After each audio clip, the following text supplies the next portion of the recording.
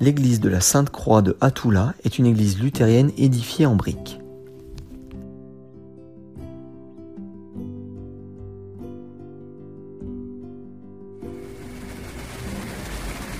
Tampere, dans le sud-ouest de la Finlande, avec plus de 320 000 habitants, est la seconde agglomération de Finlande après celle d'Helsinki. Elle est surnommée le Manchester de la Finlande en raison de son passé industriel.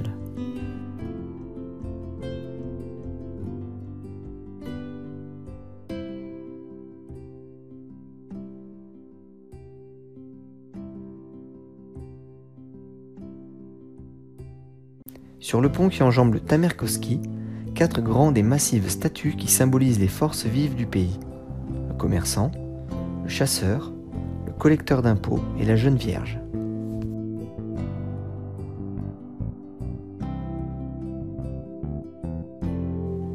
Construite en 1907 alors que la Finlande faisait encore partie de l'Empire russe, la cathédrale de Tampere, à l'origine connue sous le nom d'église Saint-Jean, est l'un des exemples les plus représentatifs du style national romantique finlandais, avec son granit gris et sa nef spectaculaire entièrement dégagée.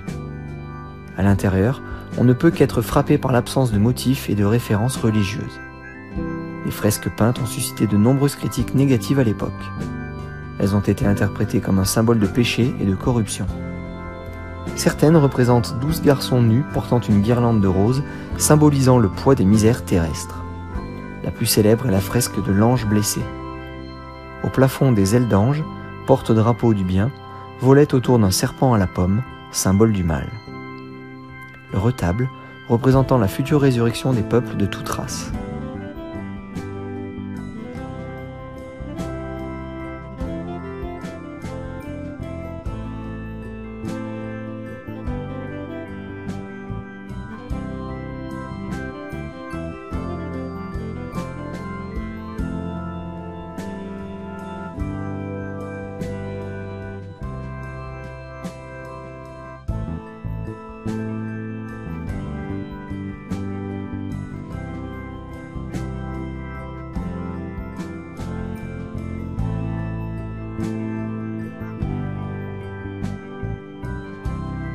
Un silo à grains?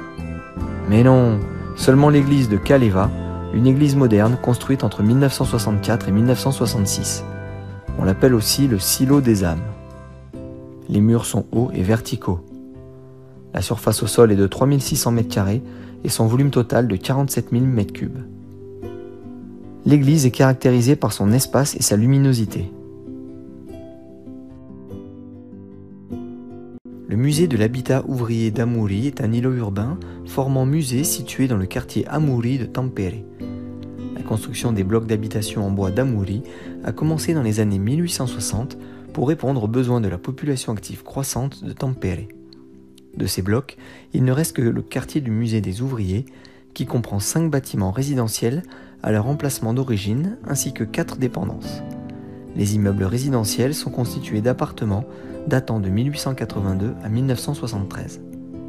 L'espace muséal comprend également un sauna public, une boulangerie, un atelier de cordonnerie, une coopérative et un magasin de papeterie et de mercerie.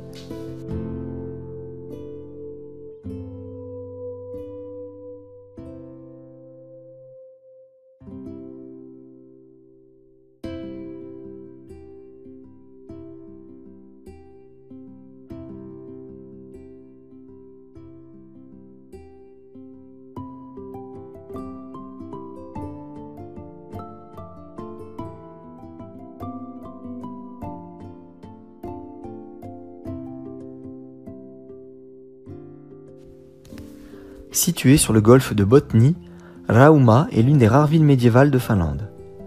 Le cœur de la ville, ou ancienne Rauma, se compose de quelques 600 maisons construites en bois, des propriétés privées pour la plupart, et couvre une superficie de 29 hectares. Préservée depuis l'époque médiévale, la structure du plan de ville se compose d'un réseau de rues et ruelles irrégulières, d'îlots d'habitation, de lopins de terre et de cours. Les maisons, généralement d'un étage, datent des XVIIIe et XIXe siècles. Les habitations résidentielles sont situées le long de la rue et les dépendances, telles que d'anciennes étables et greniers, sont construites autour d'étroites cours. Le quartier commerçant est situé le long de deux artères principales qui traversent la vieille ville, tandis que la place du marché est le principal lieu de rencontre et d'échange pour la population locale et les producteurs.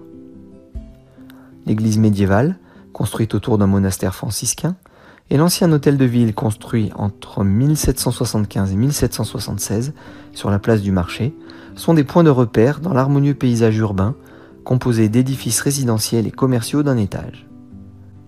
La zone urbaine de l'ancienne Rauma, à l'architecture homogène, est un exemple représentatif et bien préservé des techniques et traditions de construction en bois nordique traditionnelles.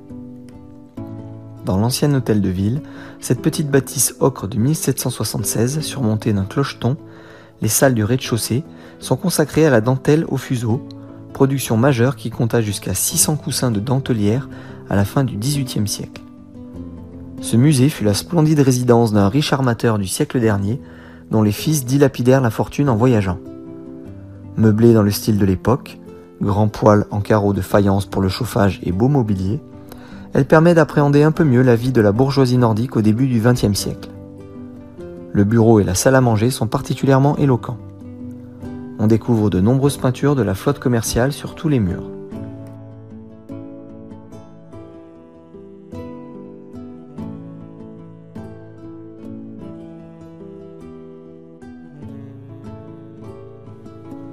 Située au bord d'un ruisseau, avec un jardinet fleuri, la maison du pêcheur appartint pendant 2 siècles à la même lignée de femmes qui vécurent ici avec leurs maris respectifs.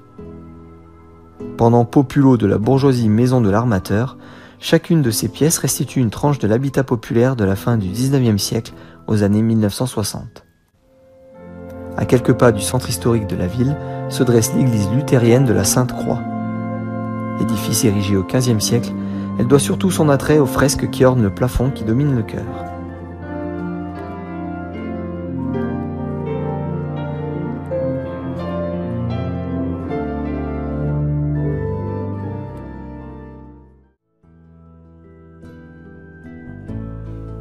Fondée en 1443, Naantali rassemble 18 000 habitants.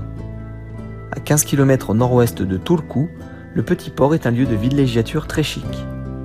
La vieille ville aux rues étroites et aux maisons de bois a des airs de musée au charme délicieusement désuet d'une ancienne ville d'eau. La présidence de la République y dispose d'une résidence d'été où le plus haut dignitaire du pays passe régulièrement ses vacances depuis une 50aine d'années. En outre, c'est ici que vous trouverez le célèbre parc des Moumines, ces petits personnages de BD dont raffolent les Nordiques en général et les Finlandais en particulier.